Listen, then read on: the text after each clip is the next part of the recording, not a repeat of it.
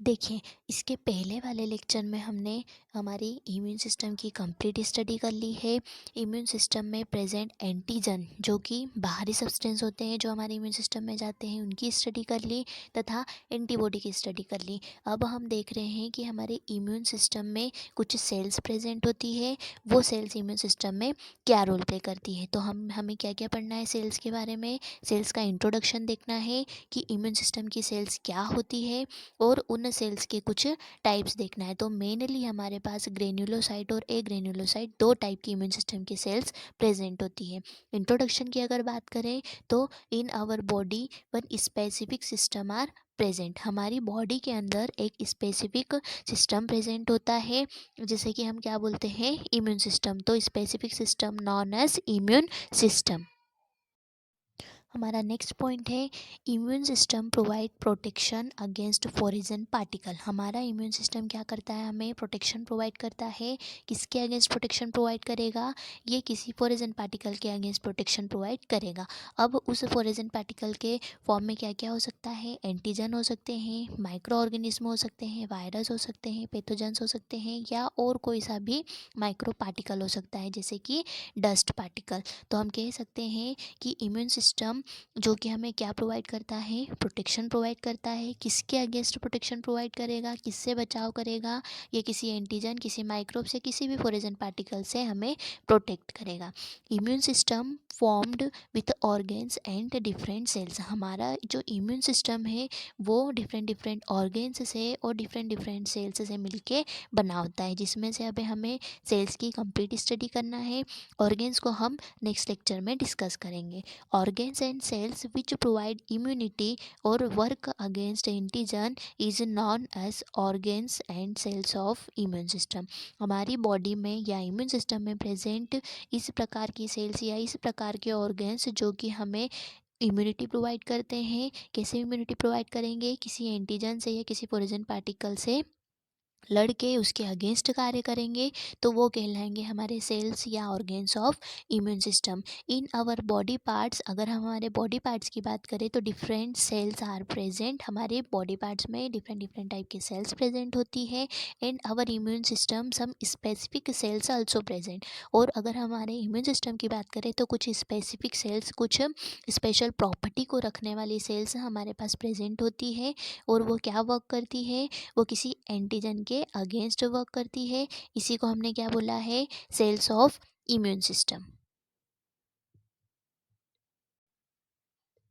अब हम इंट्रोडक्शन देखने के बाद में ये देखते हैं कि कितने प्रकार की इम्यून सिस्टम की सेल्स हमारी बॉडी में प्रेजेंट होती है। यहाँ तक हमने अभी क्लियर किया कि हमारी सेल्स कहाँ प्रेजेंट होगी, क्या वर्क करेगी और किस प्रकार से हो सकती है। अब हम उनके टाइप्स देखते हैं कि कितने प्रकार की मेनली इम्यून सिस्टम की सेल्स होती है।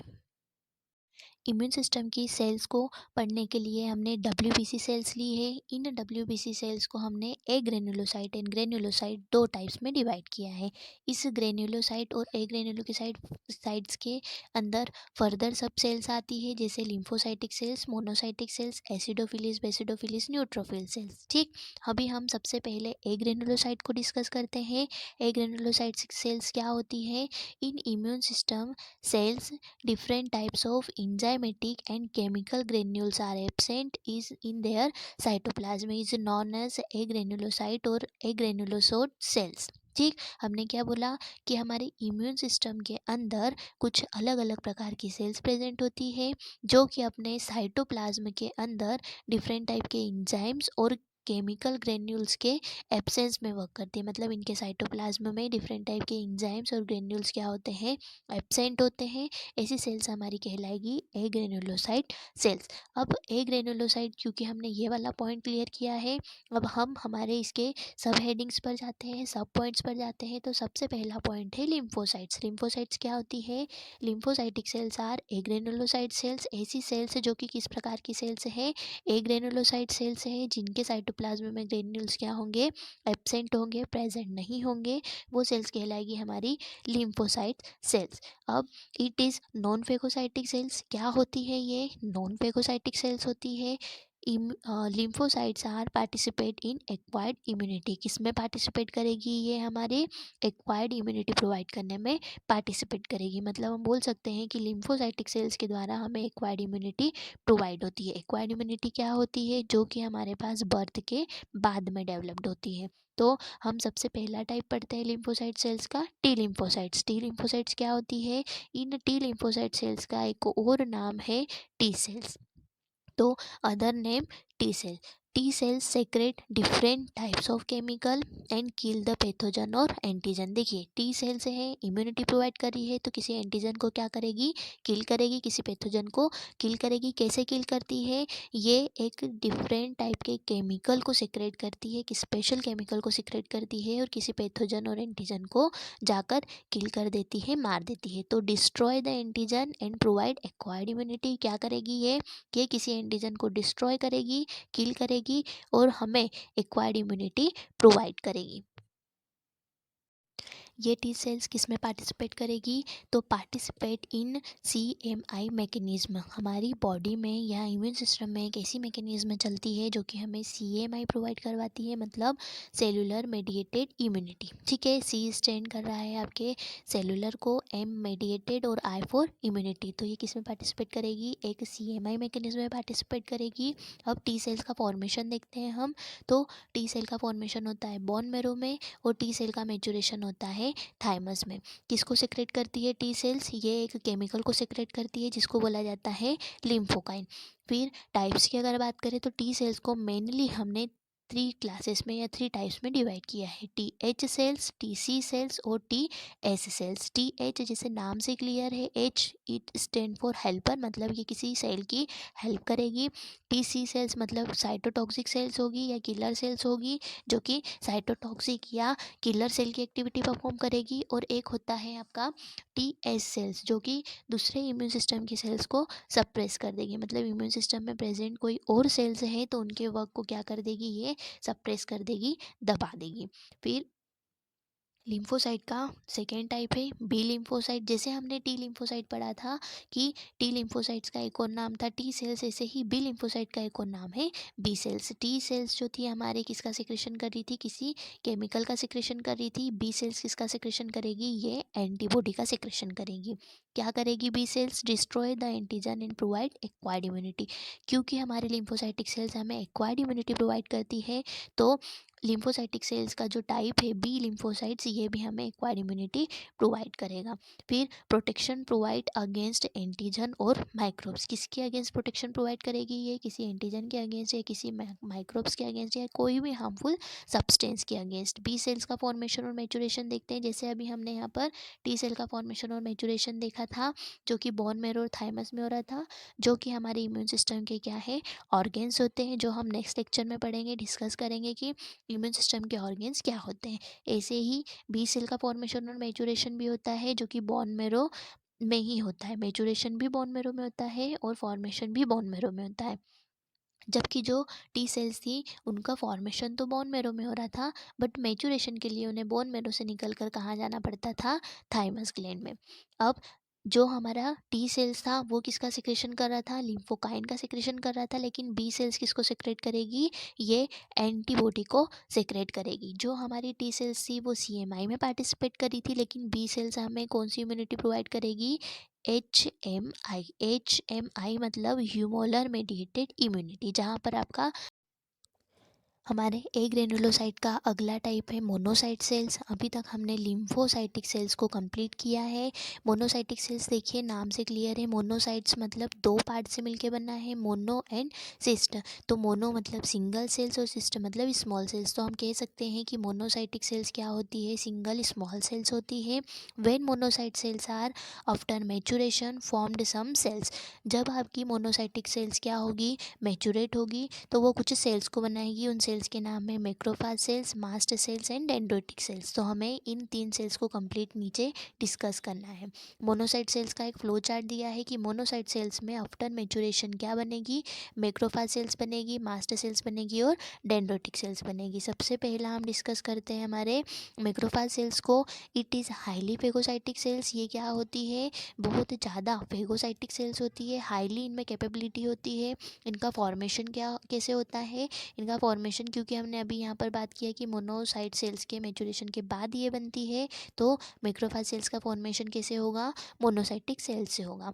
अब क्या करेगी ये, it engulf pathogen and break into small fragment. ये आपके पैथोजन को इंगल्फ करेगी, मतलब अपने अंदर लेगी और इनका ब्रेक डाउन कर देगी स्मॉल स्मॉल फ्रेगमेंट्स में, मतलब छोटे छोटे पार्ट्स में इसको डिवाइड कर देगी। अब सेकेंड टाइप है मास्ट सेल्स। मैक्रोफेज सेल्स हमने यहाँ कंप्लीट किया, अब मास्ट सेल्स को पढ़ते हैं। मास्ट सेल्स क्या होते हैं, मास्ट सेल्स वे सेल्स होती है जिनके साइटोप्लाज्म में लो नंबर्स ऑफ ग्रेन्यूल्स प्रेजेंट होते हैं, मतलब ग्रेन्यूल्स होंगे पर कुछ माइन्यूट अमाउंट में होंगे, या हम बोल सकते हैं 1 या 2 ग्रेन्यूल्स इसमें प्रेजेंट होते हैं। तो ये क्या कहलाई हमारी मास्ट सेल। मास्ट सेल्स किसका सिक्रेशन कर रही है, ये मास्ट सेल सिक्रेट करती है एक वेसो एक्टिव मटेरियल को, ठीक है।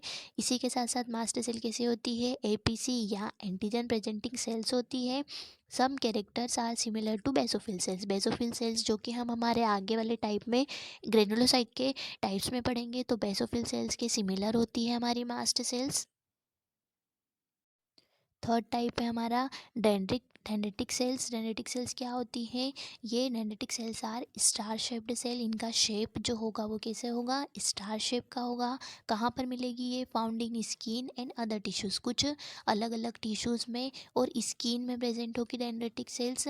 किस नाम से जानी जाएगी ये, अल्सो नॉन एज एपीसी, मतलब antigen presenting sales. Dendritic cells को हम एक और नाम बोलते हैं एंटीजन प्रेजेंटिंग सेल्स। ये भी क्या होगी, हाईली फेगोसाइटिक सेल्स होगी। कहाँ पर मिलेगी, also found in immature state in blood. ये ब्लड में इमेच्योर स्टेट में मिलेगी, स्किन और टिश्यूज़ में तो प्रेजेंट हो ही रही है, साथ ही साथ ब्लड में इमेच्योर स्टेट में प्रेजेंट होगी। अब हम सेकेंड टाइप डिस्कस करते हैं ग्रेनुलोसाइट सेल्स। एक ग्रेनुलोसाइट सेल्स हमने कंप्लीट पढ़ ली है, जिसके अंदर हमने लिम्फोसाइट सेल्स पढ़ी है और मोनोसाइट सेल्स पढ़ी है। लिम्फोसाइट्स में भी टी लिम्फोसाइट्स पढ़ा है और बी लिम्फोसाइट पढ़ा है, ठीक। अब ग्रेनुलोसाइट सेल्स पढ़ते हैं। जैसे हमारी एक ग्रेनुलोसाइट की डेफिनेशन थी कि जिनके साइटोप्लाज्म में ग्रेन्यूल्स एब्सेंट थे, एंजाइम्स एब्सेंट थे, सेम एज इट इज़ हमारी अपोजिट डायरेक्शन में ग्रेनुलोसाइट सेल्स होगी जिनके साइटोप्लाज्म में ग्रेन्यूल्स क्या होंगे, प्रेजेंट होंगे, एंजाइम्स क्या होंगे, प्रेजेंट होंगे। तो the cells of immune system whose contain different granules and enzymes in their cytoplasm is known as granulocyte cells. ऐसी सेल्स जो अपने साइटोप्लाज्म में किसको कंटेन कर रही है, ग्रेन्यूल्स को कंटेन कर रही है, ग्रेनुलोसाइट सेल्स कहलाती है। अब हम देखते हैं ग्रेनुलोसाइट सेल्स के कुछ फर्दर टाइप्स, जैसे एसिडोफिल सेल्स। एसिडोफिल सेल्स क्या होगी, एसिडोफिल सेल्स देखिए नाम से क्लियर है, एसिड एंड फाइल्स, मतलब ऐसी सेल्स जो एसिड डाई से आसानी से स्टैंड हो जाएगी, एसिडोफिलस सेल्स कहलाएगी। तो cells which stand by acid dye is known as acidophilic. ऐसी सेल्स जो कि एसिड डाई से आसानी से स्टैंड हो जाती है कहलाती है एसिडोफिलिक सेल्स।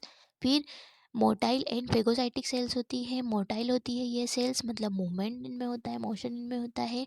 और फेगोसाइटिक सेल्स होती है circulate by blood and other tissues of our body. क्योंकि ये मोटाइल सेल्स हैं तो ये हमारे टिश्यूज़ में और बॉडी के डिफरेंट डिफरेंट पार्ट्स में क्या हो जाएगी, सर्कुलेट हो जाएगी। किसके द्वारा सर्कुलेट होगी, ये ब्लड के द्वारा सर्कुलेट होगी।